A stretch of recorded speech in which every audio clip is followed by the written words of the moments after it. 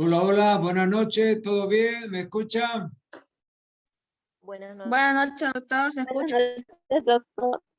Perfecto, perfecto. Sobre la hora le mandé la invitación y siempre me olvido yo porque tengo algunas cosas que hacer, pero felizmente llegó a tiempo y está todo bien.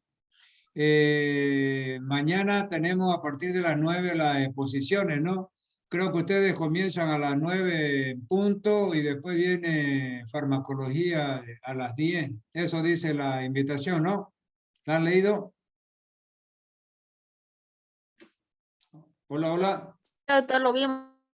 Ya, entonces voy a confirmarle bien la hora para que después no haya complicaciones. Voy a fiarme la invitación que mandé marcando esa sesión de Zoom. Y dice, tema exposición a partir de las 9 horas, farmacología, grupo 6 y 7. Primero va a dar fármaco. Y a partir de las 10, SAP 300, grupo 6 y 7 también. ¿Ya?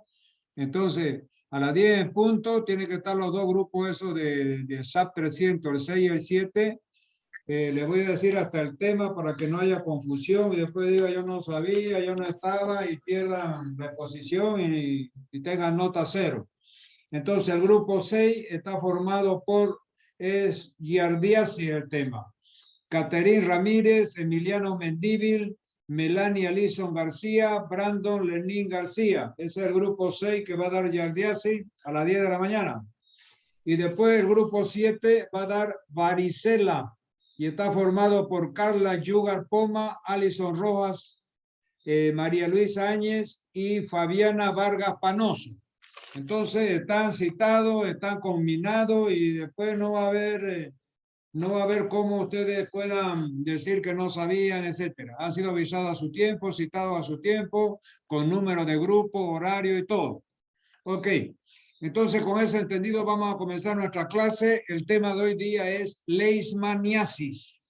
Vamos a ver, vamos a compartir aquí pantalla para ver el tema que ya está aquí preparadito. Entonces aquí tenemos la famosa leishmaniasis que vamos a hablar hoy día. Aquí está en primera plana la diapositiva que introduce al tema de leishmaniasis. Muy bien. Entonces vamos a ver qué es la leishmaniasis. Fíjense que la leishmaniasis es una enfermedad de infecto contagiosa considerada una zoonosis. Nuevamente vemos esta zoonosis como era la rabia, por ejemplo, y otras enfermedades que ya hemos pasado con ustedes. ¿Y qué quiere decir? ¿Por qué se llaman zoonosis? Y más específicamente antropozonosis. O sea, son enfermedades que sufren los animales y la transmiten al hombre. Ya yo les he dicho, si van al hospital animal, ahí en la parte veterinaria, van a ver departamento de zoonosis. Es una rama bastante importante en la veterinaria, la famosa zoonosis. Entonces, afecta piel, mucosa y víscera, producida por los parásitos del género Leishmania, introducido al organismo por un flebótomo y que afecta a hombres y animales. Sigamos. Agente etiológico. Entonces, fíjense que el agente etiológico de la leishmaniasis es un protozoo del género Leishmania y corresponde a dos formas parasitarias que adoptan según su ciclo de vida, amastigote y promastigotes. ¿Qué quiere decir? Ya vamos a ver que hay varios tipos de Leishmania, que es el agente etiológico, que es un protozoo. Fíjense que no es ni virus, ni bacteria, ni hongo. Es protozoo, el agente etiológico. ¿Ya? Entonces, este agente etiológico que en la cadena de transmisión, ustedes van a ver en la parte, en el extremo izquierdo está el agente etiológico. En el extremo derecho está el huésped definitivo, que son las especies animales que sufren esta enfermedad. Y al medio hay el agente, o sea, el agente accidental, ¿ya? El huésped accidental. Entonces, a la izquierda, el agente etiológico. A la derecha, el huésped definitivo, que son esas especies animales que vamos a ver más adelante. Y el hombre está como huésped intermediario. ¿Qué quiere decir? Se contagia accidentalmente de alguna forma que vamos a ver por algún producto de estos animales que sufren la enfermedad, y ya vamos a ver a su tiempo. Entonces, lo que tienen que saber es de que este agente etiológico, en sus dos formas, su forma de promastigotes y amastigotes, cumple su ciclo biológico. La mitad del ciclo biológico en el organismo del vector, que ya vamos a ver, es una mosquita pequeñita, y la otra mitad del ciclo la cumple en el organismo del hombre que ha sido parasitado. Sigamos. Entonces aquí fíjense, está el agente etiológico de la leishmaniasis, que es la leishmania. Entonces, en su forma, fíjense, aquí flagelada, estos protozoos tienen forma flagelada, fíjense este flagelo que les permite locomoverse en medio líquido, ¿no? Aquí tenemos el promastigote de la leishmania. Y acá tenemos el amastigote de esta misma leishmania. Y vamos a ver dónde se encuentran esas dos formas, porque vamos a estudiar un poco el ciclo biológico de este parásito llamado de leishmania. Sigamos. Entonces, fíjense, hay varias especies de leishmania, pero lo que más nos interesan son 3 especies de leishmania. ¿Cuáles son ellas? Primero, la leishmania donovani. Y le voy a poner aquí otra vez mi apuntador para que ustedes vayan siguiendo. La leishmania aquí, donovani, tiene trofismo. Trofismo es predilección por las vísceras. Ataca las vísceras en el hombre. Ya vamos a ver de qué forma. Después tenemos la leishmania trópica, que se localiza en piel, o sea, cutánea. Ataca la parte cutánea. Y después tenemos, generalmente se encuentra en el viejo mundo, ese tipo de leishmania, la trópica, que ataca piel. Y después tenemos la leishmania brasilensis, que está en las Américas, en el Nuevo Mundo, y afecta piel y mucosa. Y fíjense que eso es importante porque en el cuadro clínico vamos a ver que hay 3 formas clínicas como se presenta esta enfermedad llamada leishmaniasis. Sigamos. Entonces, ciclo de vida. Aquí yo les decía de que el parásito llamado leishmania cumple en su ciclo de vida una parte, aquí está, como promastigote en el animal infectado, ¿ya? Y otra parte como, fíjense, aquí está, les voy a leer. Los promastigotes migran hacia la parte anterior del insecto hasta que son inoculados al huésped, al nuevo huésped, que es el hombre. Entonces, ese promastigote que cumplió su ciclo ya en el parásito, que es una mosquita que la vamos a ver, después ya penetra en el organismo del hombre al ser picado por esta mosquita, y fíjense aquí, se transforman en amastigotes, ya en los tejidos y órganos de la persona humana. Entonces, lo que quiero que sepan, no quiero mucha confusión, solamente que sepan que el parásito, este protozoo llamado leishmania, que hay de varios tipos, brasilensis, donovani, trópica, etcétera, vamos a ver más adelante, ya se los he nombrado, ya cumple su ciclo de vida en 2 organismos. En el organismo de la mosquita, que es el que transmite esta enfermedad, que ya vamos a ver, y en el organismo humano. En el organismo de la mosquita, esa pequeñita, está como promastigote. En el organismo del hombre está como amastigote. Nada más quiero hacer. Sigamos. Mecanismo de transmisión y contagio. Fíjense que la leishmaniasis tegumentaria americana. La transmisión depende del contacto hombre-vector, del patrón de transmisión depende de dónde ocurre la picadura, puede ser domiciliaria, puede ser intradomiciliaria, o sea, dentro de las casas, ¿no? El vector entra en la casa, a las casas de los individuos, o puede ser peridomiciliaria cuando el contacto del vector ocurre alrededor del domicilio en donde las personas se exponen a la picadura del vector.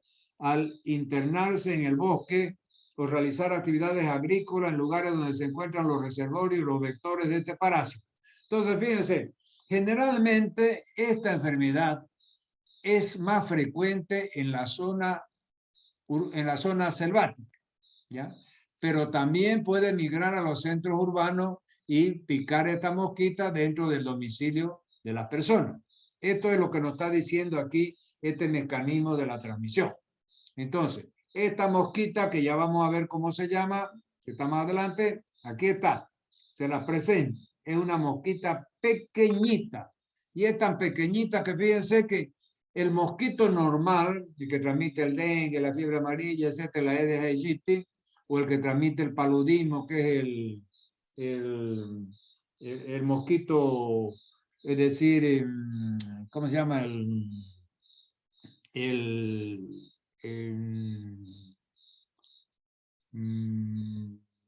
anófeles, el mosquito anófeles, también es del mismo tamaño del que transmite la fiebre amarilla y el dengue, que es el Aedes aegypti. Entonces, el anófeles y el Aedes aegypti, fíjense que por la malla milimétrica no pasa. Es decir, por eso es que se acostumbra a poner malla milimétrica para evitar ese tipo de enfermedad. Pero esta mosquita es tan pequeñita que puede atravesar la malla milimétrica. Entonces, de lo chiquitita que es parecido al ejene que decimos nosotros acá en la zona oriental. Jején se llama en español castizo de la lengua española, pero nosotros decimos ején. ¿Ya? Son esas moscas chiquititas, cuando les pica son sumamente doloridas, queda un puntito rojo ahí en ese lugar donde pica. Bueno, esta leishmania, es decir, este vector, perdón, que tiene el nombre de Phlebotomus en la parte de europea y tiene el nombre de Lusomilla acá en las Américas. Entonces aquí tienen, fíjense, vector Lusomilla en las Américas, ¿ya?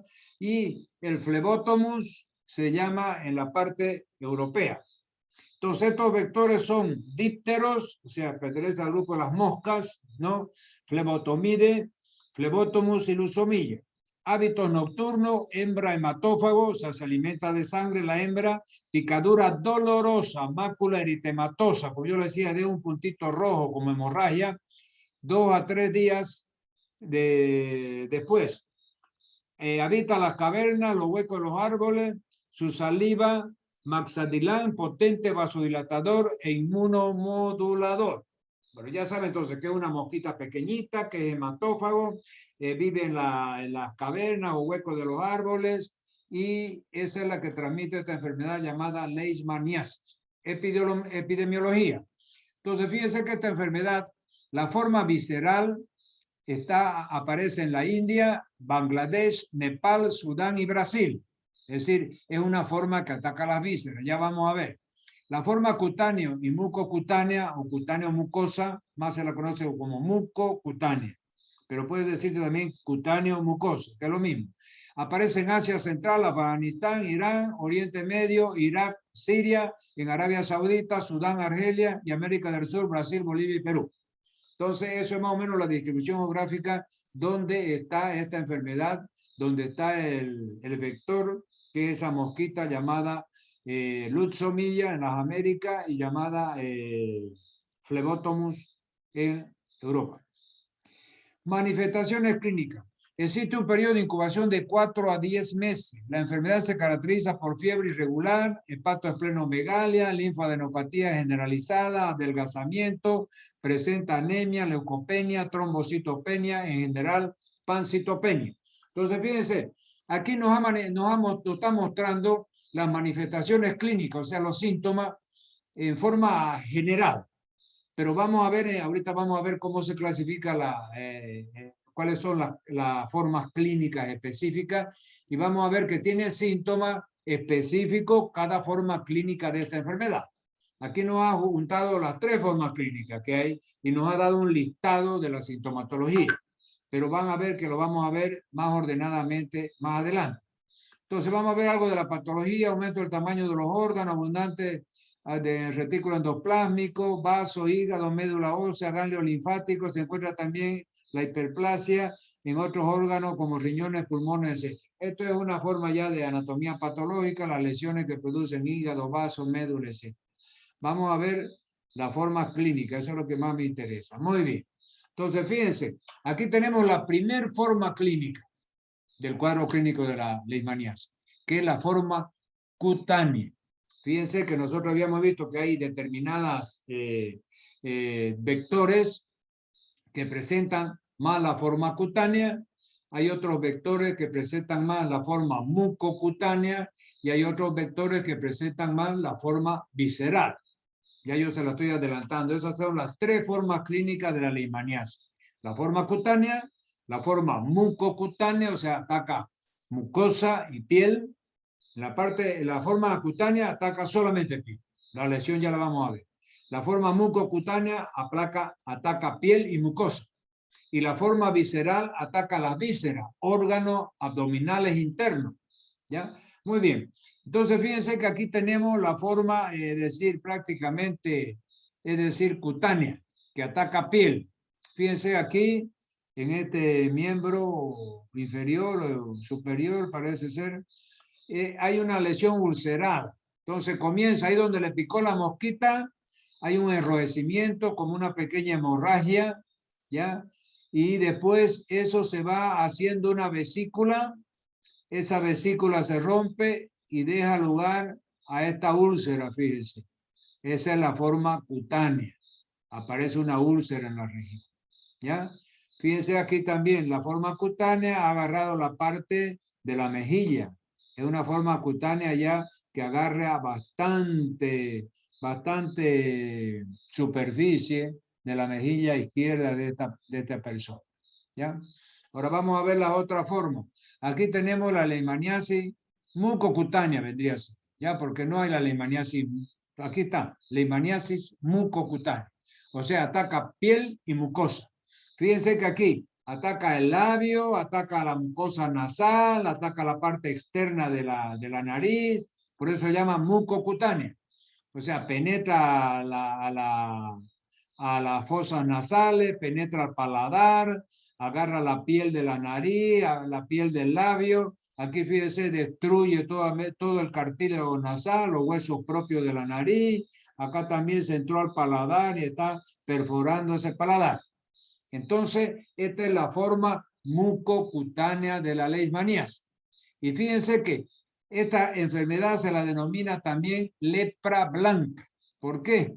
Porque si ustedes, todavía no hemos pasado con ustedes, no me acuerdo si ya pasamos lepra o no, pero ya vamos a ver si no hemos pasado. Es decir, la lepra en su forma lepromatosa también produce estas lesiones invasivas de piel, cartílago, mucosa, hueso en el paladar, etcétera, y es bastante deformante. Entonces, por eso se la llama a esta leishmaniasis, de esta forma de leishmaniasis mucocutánea, como lepra blanca. ¿Ya? Sigamos. Leishmaniasis mucocutánea, nuevamente, fíjense, una de las principales formas de la leishmaniasis mucocutánea es la leishmania brasilense. Atácala. Compromete con el tiempo el tabique nasal, se inicia una reacción inflamatoria, enrojecimiento, prurito, edema, algunas veces sangra fácilmente o se expulsan costras. Posteriormente se presenta una ulceración que crece en superficie y profundidad hasta destruir, fíjense aquí, ha destruido el labio superior y de la nariz, fíjense, todo el cartílago nasal, los huesos propios de la nariz, el tabique nasal, fíjense, está un hueco aquí, ¿ya? Esta es la forma mucocutánea de la leishmaniasis, ¿ya? Se ve bien clara en esta diapositiva. Sigamos. Leishmaniasis visceral. Entonces, fíjense que ya hemos visto la forma cutánea que producía la úlcera. Esa úlcera comenzaba como un eritema rojito, se formaba una vesícula, la vesícula se rompía y dejaba aparecer esa úlcera que es típica de la leishmaniasis cutánea. Después tenemos la forma mucocutánea, que ataca piel y mucosa. Entonces habíamos visto si aparece en algún miembro en el tórax, es decir, va invadiendo piel. Y si ataca la cara, comienza a atacar la piel, la parte de la mejilla, ahí se mete a la mucosa nasal, perfora el tabique, se mete a la mucosa bucal, perfora el paladar, y entonces se vuelve bastante invasora, agresiva y bastante deformante esta leishmaniasis mucocutánea que le hemos visto en las diapositivas anteriores. Y por último, la forma visceral. Fíjense que esta forma visceral ataca principalmente las vísceras. O sea, produce esplenomegalia, o sea, agrandamiento del vaso. ¿Ya? Y usted ve muchas veces esos niños corriendo por ahí con un abdomen así aumentado de tamaño, abdomen en obús se llama, abdomen hinchado así, y esos pequeños a veces jugando, corriendo, y ese abdomen en obús es debido a la esplenomegalia, o sea, el aumento del vaso.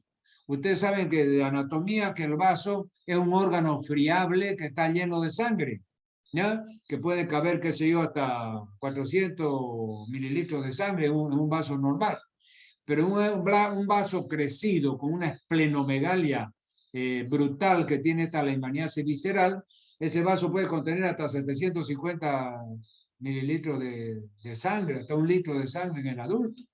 Entonces, al caerse el niño o el adulto por el golpe del abdomen al caer al suelo, se estalla el vaso, se rompe el vaso, tiene un estallido de vaso. Ustedes saben que el vaso tiene una leve membrana esplénica, ¿no es verdad? Y adentro está es decir, toda la parte de la parte del retículo endotelio, es decir, de los sinusoides esplénicos, donde se produce la fagocitosis y la destrucción de los glóbulos rojos. Cuando veamos sangre vamos a ver dónde se destruyen los glóbulos rojos, etc. Pero ya yo les voy adelantando que eso se produce en los sinusoides hepáticos y sinusoides esplénicos sobre todo.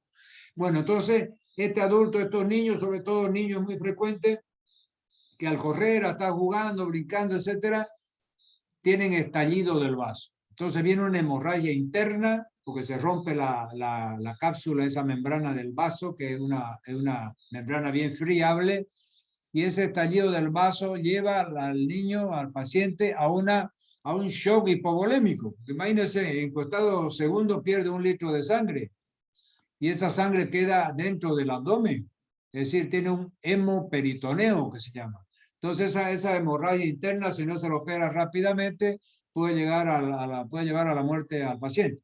Muy bien, entonces vamos a leer la leishmaniasis visceral. Localizada en un 90% en la parte nordeste de la India, Sudán y Brasil, no solamente transmitida por mosquitos, sino que también puede ser contagiada congénitamente o parenteralmente por transfusiones, agujas compartidas, etc. La infección se inicia en los macrófagos en el punto de la inoculación y se disemina a través del sistema mononuclear fagocítico. ¿Ya? Entonces, fíjense que el vector principal sigue siendo la mosquita nomás, que en la parte de las Américas es la leucemia y en la parte del Asia es el fleboto, ¿no? Pero dice que también se puede transmitir a través de transfusiones o agujas contaminadas de pacientes que sufren la enfermedad, ¿ya? Sobre todo de esta forma visceral. Sigamos.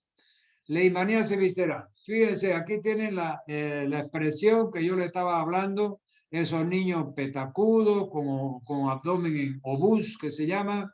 Fíjense, aquí en el hipocondrio izquierdo hay una hepatomegalia impresionante, también puede haber, perdón, una esplenomegalia impresionante aquí en el hipocondrio izquierdo, donde está el vaso, y puede haber también hasta una hepatomegalia acá en el hipocondrio derecho, ¿ya?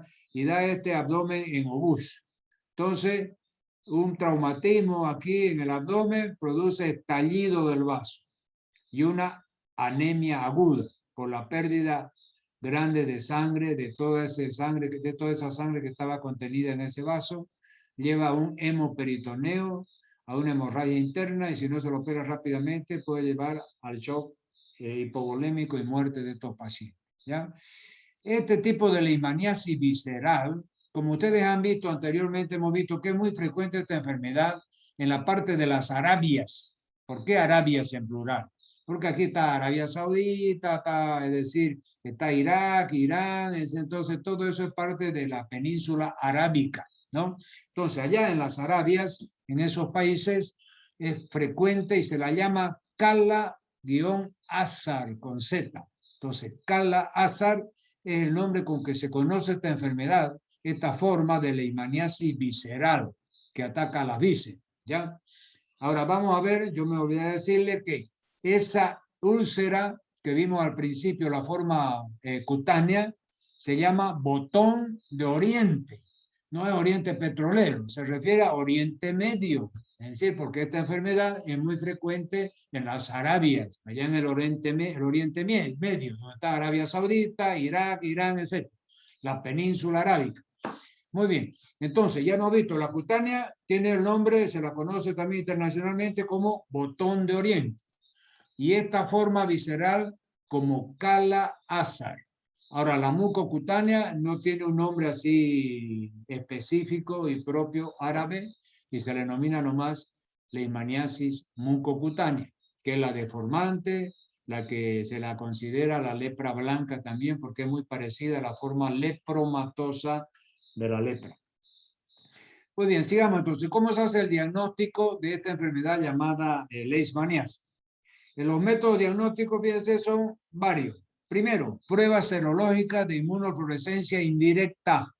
IFI, esa abreviación que se ve aquí, quiere decir inmunofluorescencia indirecta. Aquí está. Y test de ELISA. Fíjense que este test de ELISA es súper conocido. Ahora con el COVID ya mucha gente habla del test de ELISA. Antes ya se hablaba mucho con el SIDA, porque también se hace el SIDA para ver los antígenos y anticuerpos. Entonces, se puede utilizar aquí para diagnosticar también la leishmaniasis. La inmunofluorescencia indirecta y el test de ELISA. 2. Biopsia de la mucosa nasal. 3. Prueba de Montenegro o intradermo reacción. Esta se llama intradermo reacción de Montenegro.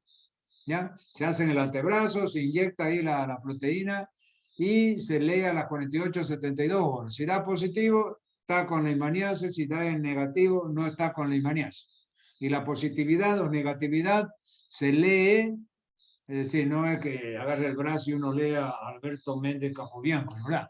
Se lee la reacción del test que se hace de la intradermo reacción de Montenegro, que se hace en el antebrazo, y si ese diámetro es mayor a 20 milímetros, grande, ancho, entonces es positiva. Si es menor, es decir, es un test negativo, ¿no verdad?